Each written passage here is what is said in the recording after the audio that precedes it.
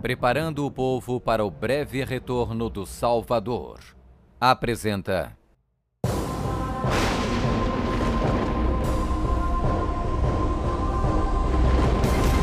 quem é a besta citada no livro do Apocalipse.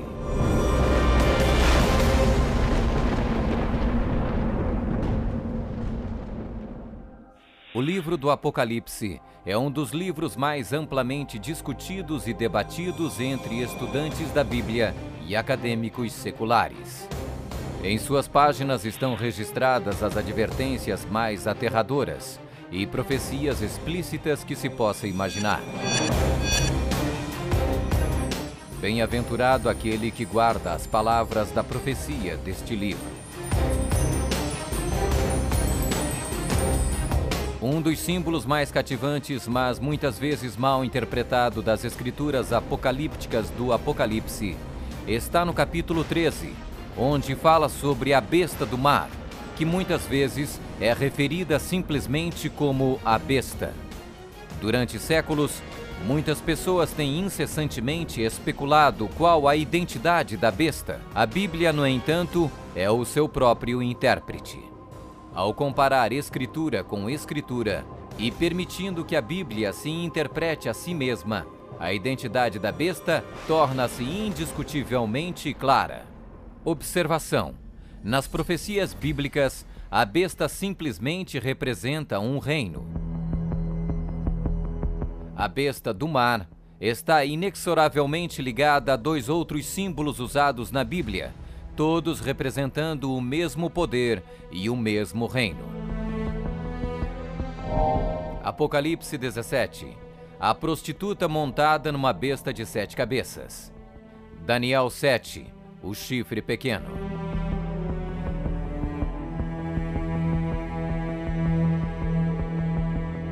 Quando comparamos Escritura com Escritura, a identidade deste poder anticristo torna inevitavelmente óbvio. 15. Características que identificam o poder da besta.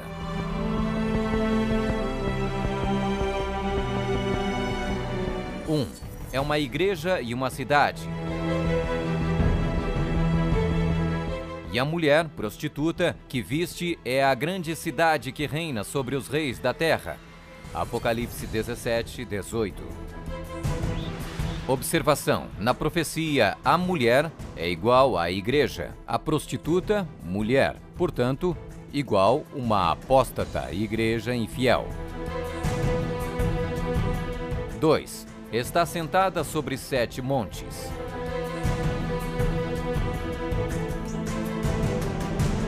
Aqui está a mente que tem sabedoria. As 7 cabeças são 7 montes, sobre os quais se senta a mulher. Apocalipse 17, 9.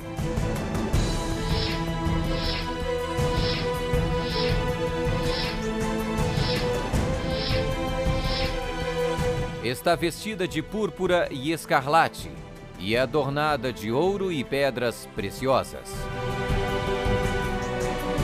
A mulher, igreja, estava coberta de púrpura e escarlate, e adornada de ouro, de pedras preciosas e pérolas.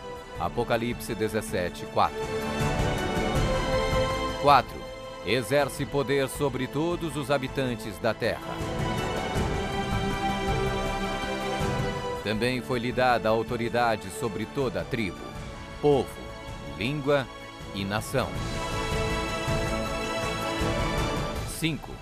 Surgiu de uma área densamente povoada, com uma diversidade cultural. Também disse-me: as águas que viste, onde a prostituta se senta, são povos, multidões, nações e línguas. 6. Completamente erradicou 3 reinos quando subiu ao poder. Atentando nesses chifres, reparei que nascia de entre eles um outro mais pequeno, e que na sequência disso, 3 outros foram arrancados, com a raiz e tudo, para lhe deixar espaço. Observação: na profecia, o chifre igual um rei, reino. 7. Faz guerra com os santos. Vi a mulher embriagada com o sangue dos santos e com o sangue dos mártires de Jesus.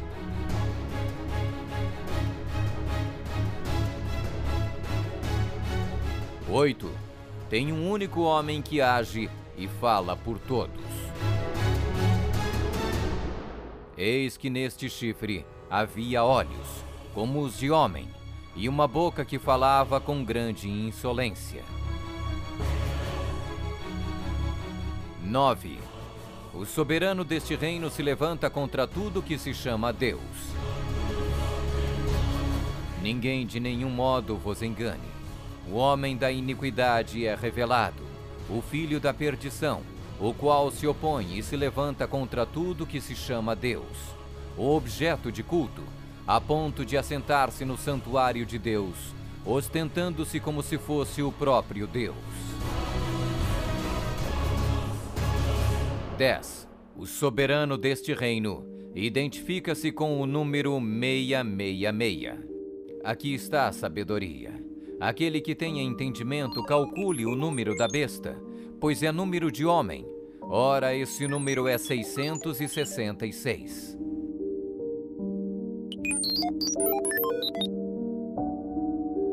11. Fala arrogâncias e blasfêmias. Foi-lhe dada uma boca que proferia arrogâncias e blasfêmias. 12. Tentou mudar o calendário e a lei de Deus. E cuidará em mudar os tempos e a lei.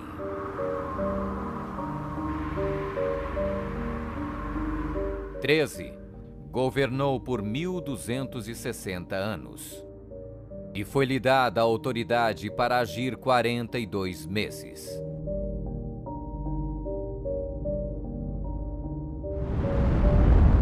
Observação: um dia profético igual um ano literal.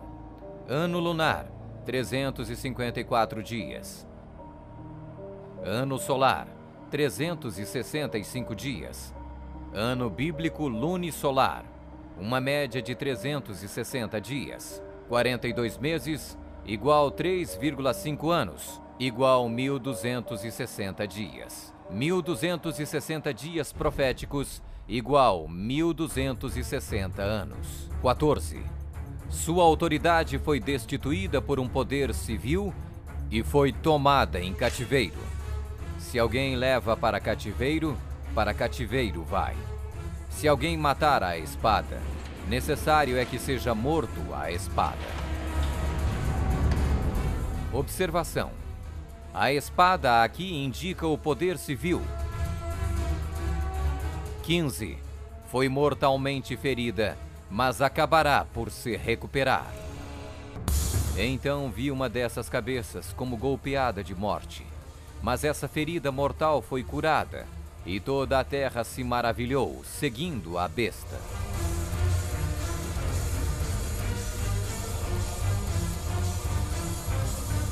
É uma igreja e uma cidade. Está sentada sobre 7 montes.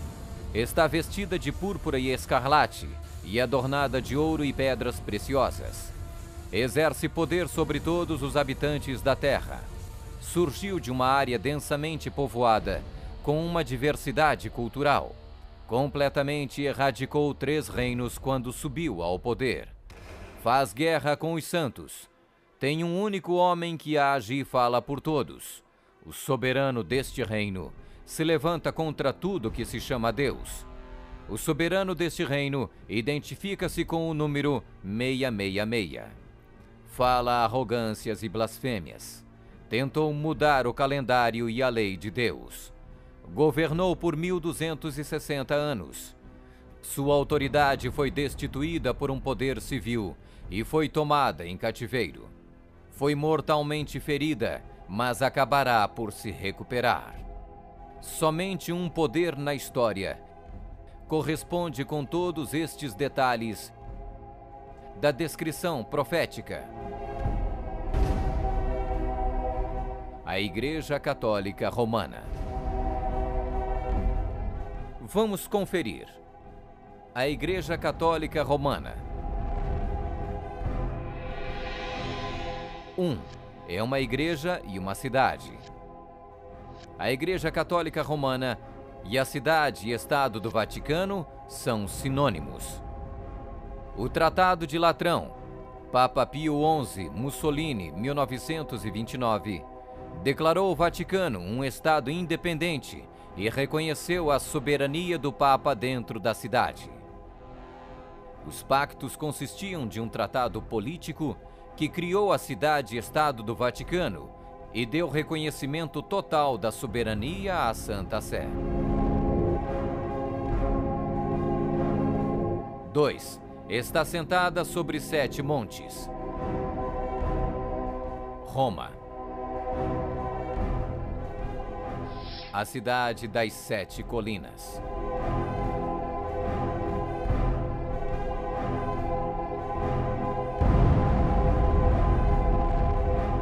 Palatino, o Capitólio, o Aventino, Célio, Esquilino, o Viminale, Quirinale, o local histórico de Roma nas famosas 7 colinas, foi ocupado durante a Idade do Bronze.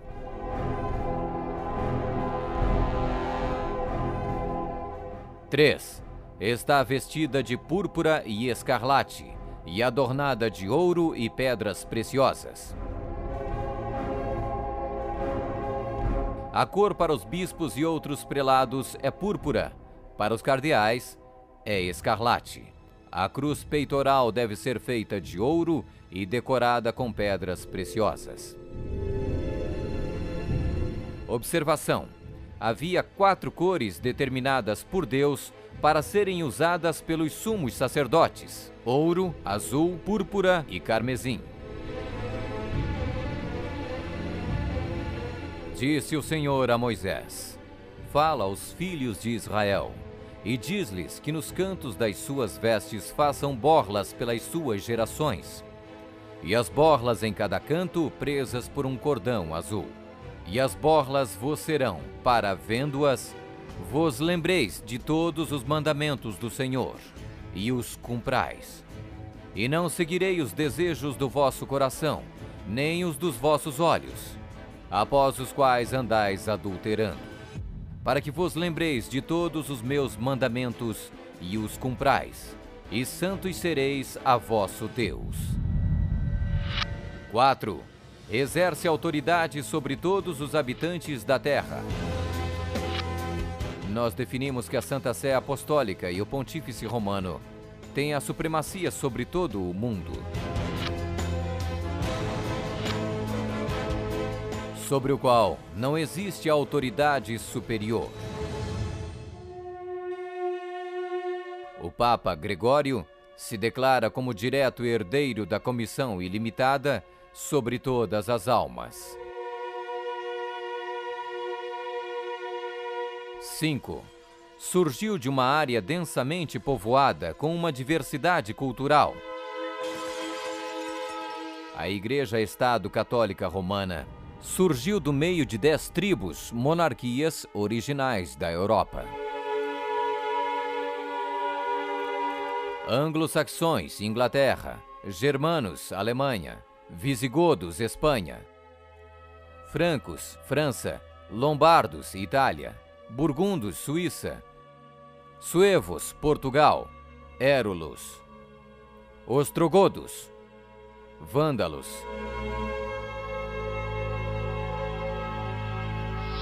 seis. Completamente erradicou 3 reinos quando subiu ao poder. A história registra que o Papado de Roma eliminou 3 das 10 originais tribos da Europa: os vândalos, 454 d.C., os érulos, 493 d.C., os ostrogodos, 538 d.C.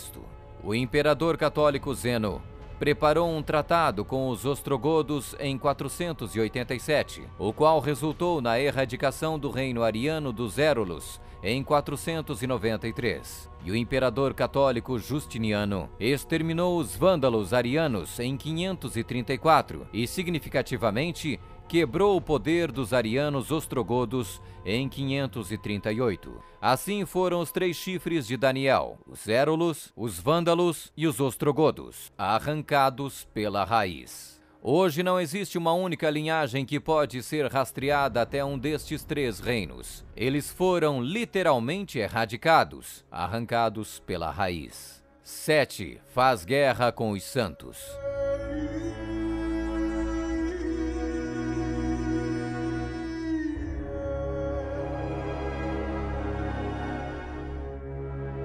Que a Igreja de Roma derramou mais sangue inocente do que qualquer outra instituição que tenha existido na humanidade não será colocado em dúvida por nenhum protestante que possua bons conhecimentos de história. É impossível formar uma ideia completa do enorme número de vítimas, e é quase certo não existir poder de imaginação capaz de compreender adequadamente seu sofrimento.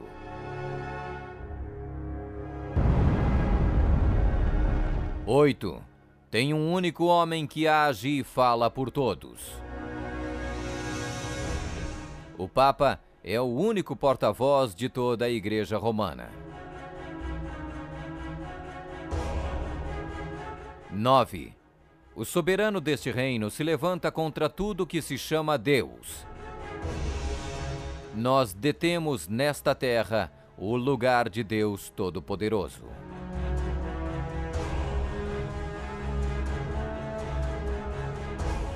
10. O soberano deste reino identifica-se com o número 666. A tríplice coroa do Papa tem a inscrição Vicarius Filii Dei, que em latim significa o vigário do Filho de Deus. O valor numérico do título blasfêmico é 666.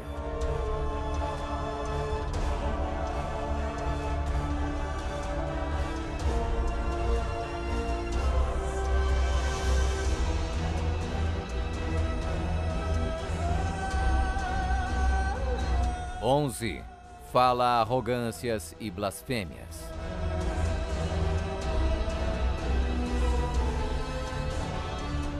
A Sagrada Escritura define blasfêmia como 1. Afirmam ser Deus na terra. O Papa não é apenas o representante de Jesus Cristo, mas ele é Jesus Cristo, ele mesmo oculto sob o véu da carne. 2. Afirma o poder de perdoar pecados. Esta autoridade judicial irá até mesmo incluir o poder de perdoar pecados. 3. Perseguir o povo do Altíssimo em nome do Altíssimo. Devemos classificar a Inquisição como uma das manchas mais negras dos registros da humanidade. Alguns historiadores estimam que mais de 100 milhões de pessoas foram mortas pela Igreja Romana durante a Inquisição. Sob um véu de cristianismo, a besta perseguiu e matou os verdadeiros seguidores de Deus e outros que não conformaram com suas regras. 12. Tentou mudar o calendário e a lei de Deus. O Papa é de tão grande autoridade e poder que pode modificar, explicar ou interpretar mesmo as leis divinas. O domingo é uma instituição católica e sua pretensão de observância pode ser defendida somente em princípios católicos. Do início ao fim das Escrituras, não há uma única passagem que justifique a transferência do culto público semanal do último dia da semana para o primeiro. A Igreja Católica declara naturalmente ter sido a mudança do sábado para o domingo um ato seu, e o ato é um sinal de sua autoridade eclesiástica. Observação: esta mudança não foi simplesmente uma troca de dias de culto, foi uma mudança de calendários. No século IV, Roma adotou um falso calendário pagão e proibiu o calendário lunisolar bíblico. O papado também removeu o segundo mandamento, que proíbe a adoração de ídolos. A fim de manter 10 mandamentos, eles dividiram o 10º mandamento em 2 partes. 13. Governou por 1260 anos. 538 d.C. O papado, trabalhando em conjunto com o governo civil, acabou com o poder dos ostrogodos, deixando sua reivindicação de supremacia eclesiástica incontestada. A Igreja Romana poderia e pode exercer sua plena autoridade. 1798 d.C. Em 1798, o general Berthier da França fez a sua entrada em Roma, aboliu o governo papal e estabeleceu um secular. O papado governou durante exatamente 1260 anos, a partir de 538 até 1798. 14. Sua autoridade foi destituída por um poder civil e foi tomada em cativeiro.